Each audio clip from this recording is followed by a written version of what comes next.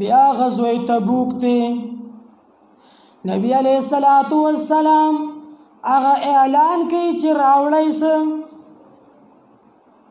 حضرت عمر رضی الله تعالی عنہ لاړ او د کور نیم مال راوړو پیش کړ. نبی علیہ السلام بیا اعلان کوي چې راوړی څه. حضرت ابو بکر صدیق رضی الله تعالی عنہ پاسید او لاړ د کور نه ټول مال راوړ پیش کړ. نبی علیہ الصلوۃ والسلام بیا اعلان کوي چې راوړی څه. حضرت عثمان غنی رضی الله تعالی عنہ پاسید او ویل اے د الله رسوله زما د طرفنا 300 اوخان سره د ساز او د سامان ندی میدان د پاره قبول کړي. نبی علیہ السلام بیا اعلان کی راوړی څه.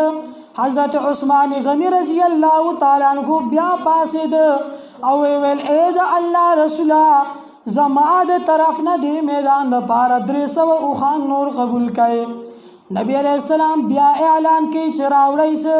حضرت عثمان غنی رضی الله تعالی عنہ بیا پاسید او ویل اے د الله رسوله زما د طرف نه دی میدان د پاره اغا 300 اوخان نور قبول کړي. نبی علیہ السلام بیا اعلان کوي چې راوړی څه.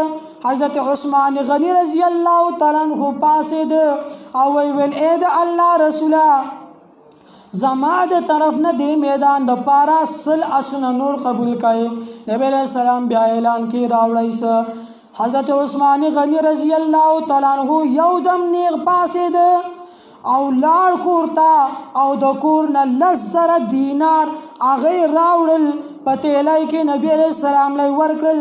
دا 10,000 دینار دا 5 کیلو سرو دا ورکړ او نبی علیہ الصلوۃ والسلام په دغه ځکه یو جمله ویلا او ویل چې ما